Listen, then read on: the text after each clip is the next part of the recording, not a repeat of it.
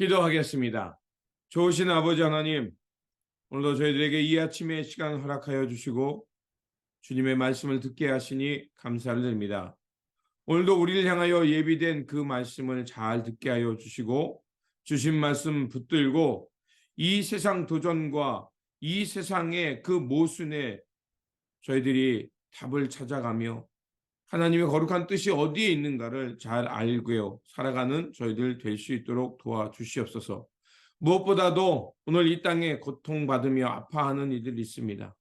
주님, 그들의 마음을 헤아릴 줄 아는 사람 되게 하여 주시고 주님의 긍휼의 마음으로 다가서서 선한 이웃, 좋은 이웃 되어서 우리가 할 수 있는 것으로 그들의 아픔과 고난을 해결하기 위해 애쓰며 살아가는 참 지혜의 사람들 되도록 지켜 주시옵소서. 우리 구주 예수 그리스도의 이름으로 기도드립니다. 아멘. 오늘 우리에게 주신 말씀은 욥기 36장 5절에서 16절입니다. 하나님은 큰 힘을 가지고 계시지만 흠이 없는 사람을 멸시하지 않으십니다. 또 지혜가 무궁무진하심으로 악한 사람을 살려두지 않으시고 고난받는 사람들의 권리를 옹호하십니다. 의로운 사람들을 외면하지 아니하시며 그들을 보좌에 앉은 왕들과 함께 자리를 길이 같이 하게 하시고 그들이 존경을 받게 하십니다. 그러나 의로운 사람이라도 하나님께 복종하지 않으면 쇠사슬에 묶이게 하시고 고통의 줄에 얽매여서 벗어나지 못하게 하십니다. 그러는 동안에 하나님은 그들에게 그들이 할 일을 밝히시며 그들이 교만하게 지은 죄를 알리십니다. 하나님은 또한 그들의 귀를 열어서 경고를 듣게 하시고 그들이 악을 버리고 돌아오도록 명하십니다. 만일 그들이 하나님께 순종하고 그분을 섬기면 그들은 나날이 행복하게 살고 평생을 즐겁게 지낼 것입니다. 그러나 그들이 귀담아 듣지 않으면 결국 죽음의 세계로 내려갈 것이고 아무도 그들이 왜 죽었는지를 모를 것입니다. 불경스러운 자들은 하나님께 형벌을 받을 때에 오히려 하나님을 원망하면서 도와주시기를 간구하지 않습니다. 그들은 한창 젊은 나이에 죽고 남창들처럼 요절하고 말 것입니다. 그러나 사람이 받는 고통은 하나님이 사람을 가르치시는 기회이기도 합니다. 사람이 고통을 받을 때에 하나님은 그 사람의 귀를 열어서 경고를 듣게 하십니다. 하나님은 욥 어른을 보호하셔서 고통을 받지 않게 하셨습니다. 평안을 누리면서 살게 하시고 식탁에는 언제나 기름진 것으로 가득 차려 주셨습니다. 아멘.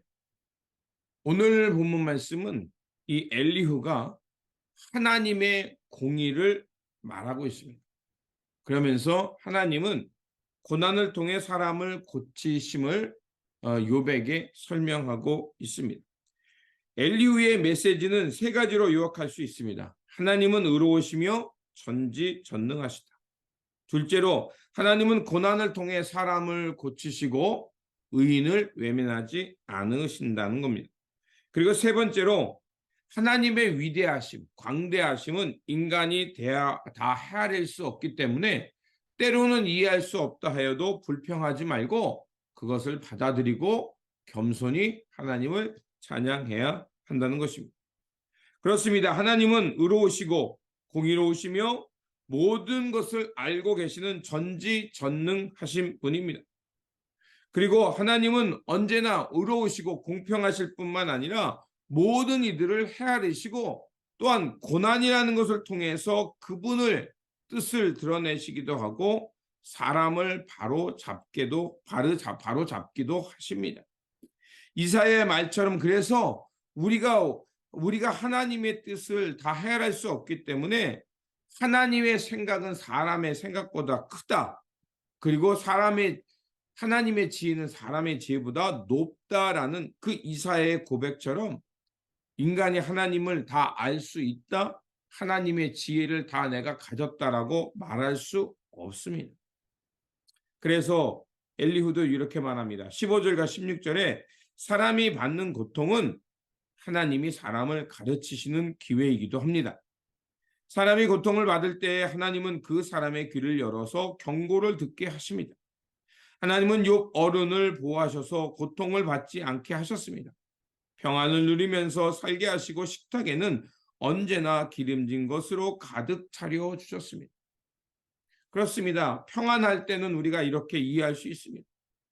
또한 우리가 그 고통의 여정을 잘 이겨내고 고통이라는 것을 승화시켰을 때 내가 그것을 어느 정도 지나고 이겨낼 수 있을 때 우리는 그것을 통해서 하나님이 이러이러한 것을 깨닫게 하셨구나. 그리고서 이것이 나로 하여금 하나님 앞에 겸손하게 하셨고 하나님을 다시 순종하도록 온맘 다해 순종하도록 하셨구나라고 말할 수 있습니다. 어제도 말씀드린 것처럼 시편 119편 71절에 고난당하는 것이 내게 유익이라 이로 말미암아 내가 주님의 율례를 배우게 되었다라고 이렇게 고백하고 있죠. 물론 고난이 우리에게 이러한 유익들을 줍니다.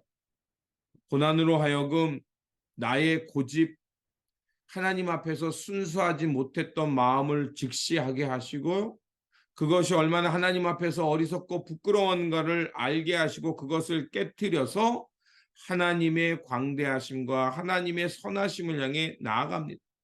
또한 내가 이렇게 어리석게 모순적으로 살아갈 때 말없이 나에게 찾아와시고 내가 깨달을 때까지 기다려주시는 하나님의 은혜를 고난이라는 것을 통해서 우리는 깨닫게 됩니다. 그래서 이 고난의 비밀을 깨달으면 우리는 하나님의 은혜를, 무한한 은혜를 깨달을 뿐만 아니라 새롭게 출발할 수 있는 은총을 경험하게 됩니다. 엘리후의 말에는 진리로 가득 차 있습니다. 그리고 어느 것 하나 부정할 수 없는 것들입니다. 그런데 문제가 있습니다.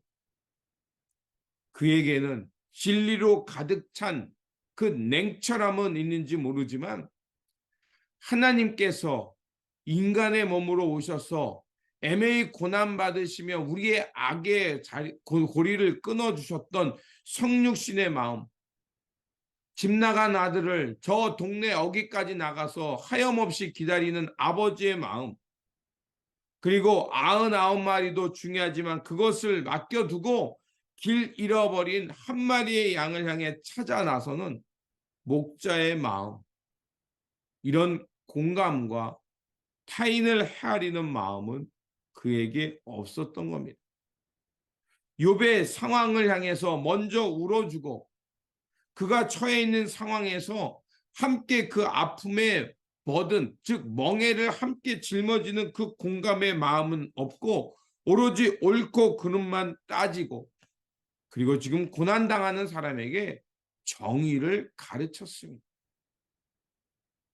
세상에서 가장 위험한 사람은 성공만 한 사람이라는 말이 있습니다. 이 말이 뜻하는 게 뭘까요? 그것은 자기 확신과 자기의 성공에 가득 차 있어서 타인을 헤아릴 줄 아는 마음이 없기 때문에 그렇습니다. 또한 실패라고 다 좋습니까? 실패하면 많은 고난을 받게 됩니다. 실패는 많은 고통을 따르게 되고 때로는 가족 전체가 불행해지기도 합니다. 그래서 사람들은 자기를 학대하기도 하고 또 자신의 이 실패의 원인을 타인에게 전가시키면서 끊임없이 원망과 불평으로 살아갈 수도 있습니다. 그런데 그런 실패가 된다고 다 원망과 불편, 자기 학대로만 가지 않을 때도 있습니다. 실패한 것을 정직하게 인정하고 자신의 실수와 자신이 무엇을 놓쳤는가를 헤아리면서 그것을 다시 보완해서 다시 일어서는 사람도 있고요. 또한 자기의 그 실패의 쓰라린 아픔을 통해서 비록 현실이 어렵지만 오히려 가족 간에 두터운 우애를 갖기도 하고 가족 간의 즐거움을, 새로운 즐거움을 찾아서 오히려 행복하게 살아가는 사람들도 있습니다. 또한 그런 어려움을 잘 다스림을 통해서 타인의 아픔을 위로할 줄 아는 그 놀라운 위로의 사람, 아픔에 공감하는 사람으로 변화될 수도 있습니다. 우리 인생에는요, 항상 성공만 있는 것이 아닙니다. 우리가 하나님의 진리를 깨달을 때도 있지만 전도서가 말한 것처럼 세울 때도 있다면 그것을 과감히 내려놓고 헤쳐버릴 때도 필요하다는 것입니다. 우리 신앙생활에서 가장 위험한 것은 자기 강화와 자기 의에 대한 확신입니다. 그 자기 강화와 자기 확신이 가득 찬 사람은 자칫 잘못하면 자기와 다른 상황에 있는 사람, 다른 컬러의 신앙을 가진 사람들을 함부로 비난하거나 정죄할 수 있게 되기 때문에 그렇습니다. 하나님의 마음으로, 긍휼한 마음으로, 동료의 마음으로 함께 하나님 나라를 일궈가는 동력자가 아니라 내가 저 사람보다 더 높다, 내가 저 사람보다 우애스럽다, 우애 있다, 내가 오늘 이러한 고통에, 저 사람이 당하는 고통에서 내가 이런 평안을 누리니 나야말로 하나님의 사람이다라는 이런 자기 강화, 자기 우월주의는 오히려 하나님 앞에서 교만한 것이고 하나님이 그토록 버리라고 하셨던 하나님의 그 죄를 짓는 것이 하나님 앞에서 죄를 짓는 것과 같은 것입니다. 그렇게 우리가 알 것은 하나님에 대한 진리, 하나님 나라에 대한 진리를 알았다. 그렇다면 그것을 내 편에서 이해하고 내 편에서 가르치려고 드는 것이 아니라 우리가 다시 한번 그것이 하나님 앞에서 자금을 알고 끊임없이 더 큰 하나님의 세계를 향해 추구하는 사람이 되어야 합니다. 그렇게 우리의 신앙생활은 어떤 사람은 이렇게 말합니다. 탐험가다. 끊임없이 새로운 세계를 향해 탐구하며 앞으로 신비의 세계를 뚫고 나아가 하나님의 놀라운 세계를 발견하는 것이야말로 바로 신앙생활의 탐험가라는 뜻이 있습니다.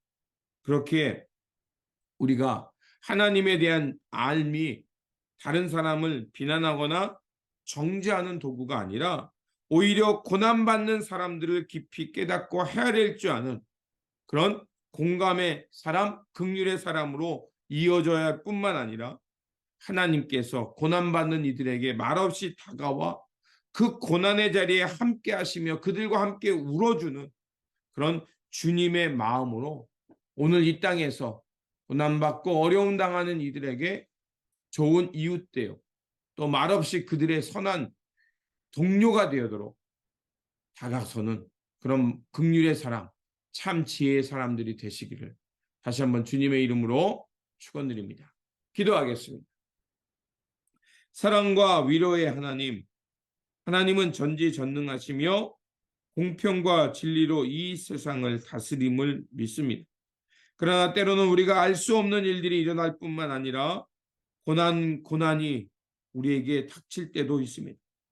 그러나 하나님, 고난이 고난 그대로 있다면 가시가 되지만 그 고난을 통해서 우리가 우리 딱딱한 우리의 껍질을 뚫고 나가는 도구가 된다면 우리는 놀라운 하나님의 은총과 하나님의 놀라운 세계를 깨닫는 도구가 될 수 있음을 또한 깨달았습니다.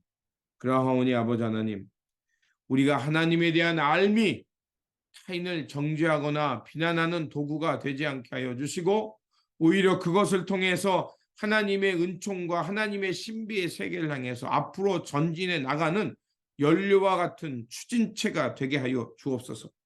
그래서 우리의 마음이 이 땅의 모순을 깨트리도록 애쓰는 열정과 용기가 되게 하여 주시고 또 고통당하며 어려워하는 이들에게 하나님의 마음으로 다가서는 그래서 선한 이웃 되어 살아가는 그런 공감의 사람으로 나갈 수 있는 지혜가 되게 하여 주옵소서. 오늘도 다시 한번 우리에게 일상을 주셨사오니 주님, 오늘 이 땅에서 살아갈 때 어둠에 협조하지 않게 하시고 어둠과 불의와 모순에 저항하며 하나님 나라 하나님의 세계를 향해 용기 있게 살아가는 사람이 되게 하여 주시고 또 하나님이 주신 지혜를 통해서 이 땅에서 어려운 이들, 그들의 마음을 헤아리며 그들의 동료되어 살아가는 그런 지혜의 사람, 하나님 나라의 거룩한 백성 되어 살게 하여 주옵소서. 우리 구주 예수 그리스도 이름으로 기도드립니다. 아멘.